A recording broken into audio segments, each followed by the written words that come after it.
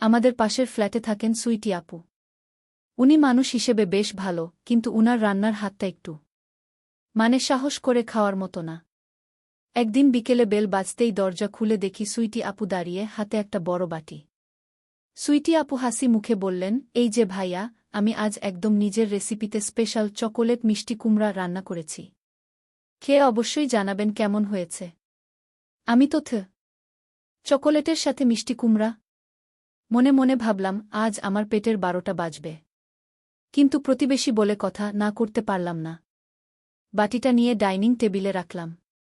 একটু পর আমার ছোট ভাই রনি কলেজ থেকে ফিরে টেবিলে বাটি দেখে এক লাফে বসে পড়ল। আমি বারণ করার আগেই সে এক বড় চামচ মুখে দিয়ে দিল। রনির অভিব্যক্তি, প্রথমে চোখ বড় বড় করল। পরের ধাপ, মুখটা এমন করল যেন সে তিতা করলার শরবত খেয়েছে। ফলাফল, দৌড়ে বেসিনে গিয়ে কুলকুচি করতে শুরু করল।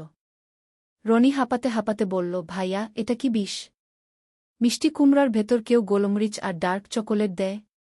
ঠিক সেই সময় আবার বেল বাজল। এবারও সুইটি আপু। আমি কাচুমাচু করে দরজা খুললাম। আপু খুব লজ্জিত মুখে বললেন, ইয়ে ভাইয়া, আসলে ভুল হয়ে গেছে।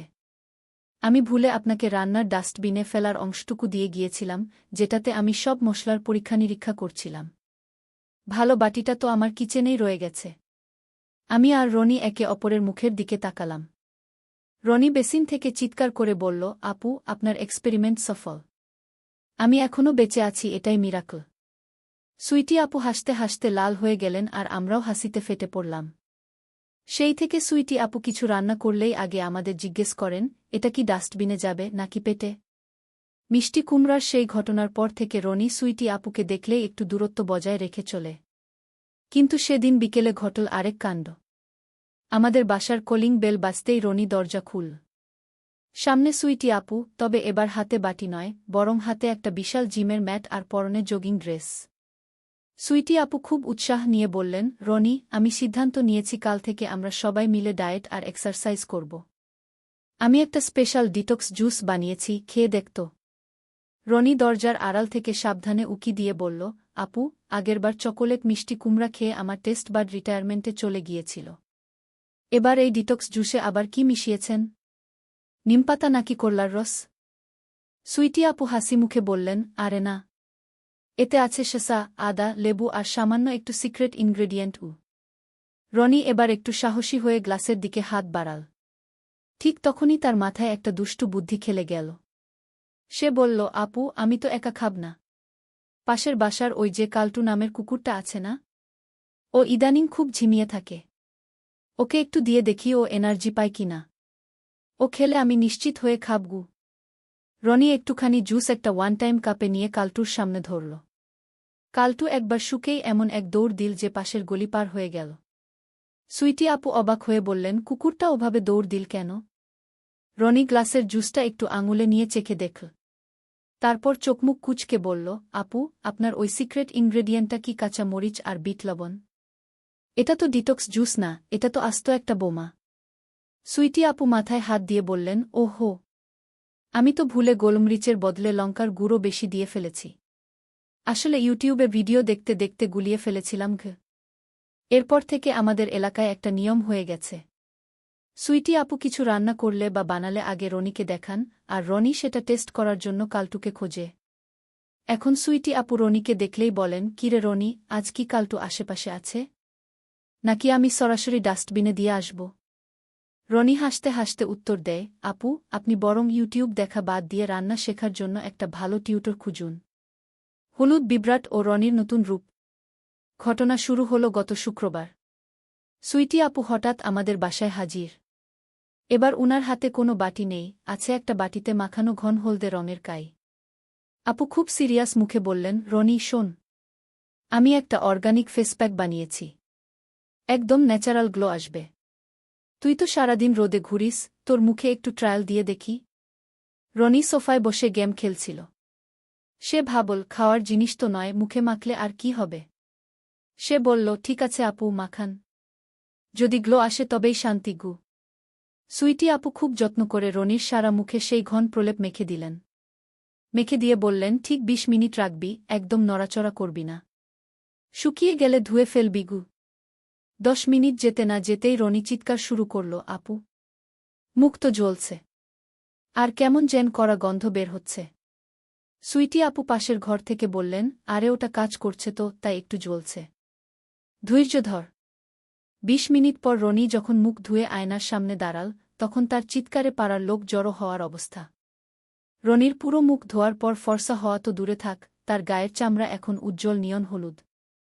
মনে হচ্ছে কেউ তার মুখে হলুদের টিন্ট করা রং মেখে দিয়েছে। আমি হেসে কুটিপাটি হয়ে জিজ্ঞেস করলাম, আপু, প্যাকের ভেতর কি দিয়েছিলেন? সুইটি আপু অপ্রস্তুত হয়ে বললেন, আসলে ঘরে তো রান্নার গুঁড়ো হলুদ ছিল না, তাই আমি ভাবলাম কাপড় কাচা সাবান আর গাঁদা ফুলের রস দিয়ে একটু এক্সপেরিমেন্ট করি। সাথে একটু কামিনী ফুলের পাতার রসও দিয়েছিলাম। রনি কাঁচতে কাঁচতে বলল, আপু, এটা ফেসপ্যাক ছিল নাকি দেয়ালের রং? আমার মুখ তো এখন ট্রাফিক সিগন্যালের হলুদ বাতির মতো জ্বলছে। কাল আমার কলেজে প্রেজেন্টেশন, আমি এই মুখ নিয়ে কিভাবে যাব? ঠিক তখন সুইটি আপু একটা বুদ্ধি দিলেন। বললেন, চিন্তা করিস না রনি, কালকের জন্য আমি তোকে একটা মাস্ক আর সানগ্লাস গিফট করব। লোকে ভাববে তুই কোনো বড় সেলিব্রিটি। রনি আয়নার দিকে তাকিয়ে দীর্ঘশ্বাস ফেলে বলল, আপু, আপনার ওই অর্গানিক গ্লোয়ের গুষ্টি কিলাই। এরপর যদি আপনি বলেন আপনি শ্যাম্পু বানিয়েছেন, তবে আমি নির্ঘাত ন্যাড়া হয়ে যাব। এখন রনি যখনই রাস্তা দিয়ে যায়, এলাকার ছেলেরা দূর থেকে গান গায়, হলুদ বাটো, মেহেন্দি বাটো গো। আর সুইটি আপু বারান্দা থেকে উকি দিয়ে হাসেন। সেদিন সকাল সকাল সুইটি আপু আমাদের বাসায় একটা বিশাল প্যাকেট নিয়ে হাজির। খুব ভাব নিয়ে বললেন, রনি দেখ, আমি একটা স্মার্ট স্পিকার কিনেছি। এটার নাম দিয়েছি সুইটিবড। আমি এটাকে এমনভাবে প্রোগ্রাম করেছি যে এটা আমার সব কথা শুনবে আর বাড়ির কাজ সহজ করে দেবে। রনি সাবধানে জিজ্ঞেস করল, আপু, এটা কি আপনার ওই রান্নার রেসিপির মতো কোনো অঘটন ঘটাবে? সুইটি আপু বললেন, ধুর পাগল। দেখ, আমি ওকে জিজ্ঞেস করি আজ দুপুরে কি রান্না করব। আপু স্পিকারের সামনে গিয়ে বললেন, সুইটিবড, আজ দুপুরে কি করা যায়? স্পিকার থেকে যান্ত্রিক গলায় আওয়াজ এল, আজ দুপুরে পাশের বাসার রনির মাথা চিবিয়ে খাও। রনি সোফা থেকে লাফ দিয়ে উঠল। আপু, এটা তো স্মার্ট স্পিকার না, এটা তো ডিজিটাল গুন্ডা। ও আমার নাম জানল কি করে? সুইটি আপু লজ্জিত হয়ে বললেন, আসলে আমি গতকাল রাতে একটু প্র্যাকটিস করছিলাম তো, তখন রনি রনি বলে চিল্লাচ্ছিলাম, বোধহয় ওটা রেকর্ড করে নিয়েছে গু। রনি বলল, ঠিক আছে, এবার অন্য কিছু জিজ্ঞেস করেন গু। সুইটি আপু বললেন, সুইটিবড, একটা রোমান্টিক গান শোনাও তো গু। স্পিকারটা কিছুক্ষণ ঘর ঘর শব্দ করল, তারপর হঠাৎ বিকট শব্দে বাজতে শুরু করল, ওরে নীল দরিয়া আমায় দেরে দে ছাড়িয়া। সেই সাথে স্পিকারের ভেতর থেকে ধোঁয়া বের হতে শুরু করল।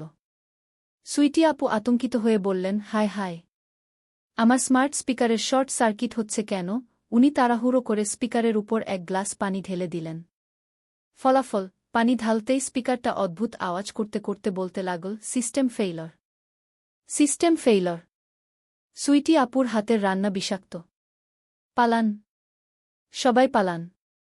রনি হাসতে হাসতে ফ্লোরে গড়িয়ে পড়ল। সে বলল, আপু, আপনার স্মার্ট স্পিকার তো মরার আগে সত্য কথা বলে গেল। ও এখন ডিজিটাল আত্মা হয়ে আপনার রান্নার বদনাম করছে গি। সেই ঘটনার পর থেকে সুইটি আপু আর কোনো গ্যাজেট বা স্মার্ট জিনিস কেনার সাহস পাননি। এখন রনি যখনই দেখে সুইটি আপু মোবাইল নিয়ে ঘাঁটছেন, ও দূর থেকে চিৎকার করে বলে, আপু, মোবাইলটা কিন্তু এখনও জ্যান্ত আছে। পানি ঢালার আগে একটু ভেবে নেবেন। সুইটি আপু এখন রাগে মুখ ফুলিয়ে বসে থাকেন, আর আমরা সবাই মিলে সেই সুইটিবট এর শেষ বাণী মনে করে হাসাহাসি করি। এবার সুইটি আপু আর রনিকে নিয়ে আরও একধাপ এগিয়ে একটি খুবুতুরে অভিযান খুঁয়ের গল্প দেয়া হল। এটি পড়লে আপনার হাসতে হাসতে পেট ব্যথা হয়ে যাবে। সুইটি আপুর প্ল্যানচেট আর রনির হার্ট অ্যাটাক। এক রাতে এলাকায় কারেন্ট চলে গেছে। চারদিকে ঘুটঘুটে অন্ধকার।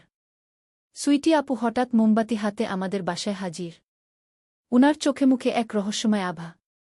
সুইটি আপু ফিসফিস করে বললেন, রনি, আমি আজ একটা বই পড়ে শিখেছি কিভাবে আত্মা ডাকতে হয়। চল, আজ আমরা আত্মা নামাব। একে বলে প্ল্যানচেট। রনি তো ভয়ে শেষ, কিন্তু আবার রোমাঞ্চের নেশায় রাজি হয়ে গেল।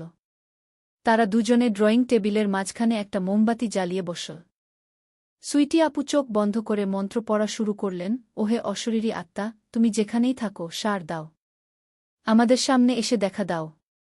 রনি ভয়ে চোখ টিপে বন্ধ করে রেখেছে। ঠিক তখন হঠাৎ জানালার পর্দাটা জোরে নড়ে উঠল আর একটা বিকট শব্দ হল, খটাস। রনি চিৎকার দিয়ে উঠল, আপু! আত্মা মনে হয় চলে এসেছে। আমার পা ধরছে কে যেন। সুইটি আপু ধমক দিয়ে বললেন, চুপ কর রনি।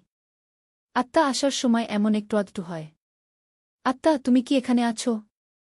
থাকলে এই মোমবাতিটা নিভিয়ে দাও। ঠিক সেই মুহূর্তে ফু করে মোমবাতিটা নিভে গেল। রনি এবার আর সহ্য করতে না পেরে টেবিলের নিচে ঢুকে পড়ল।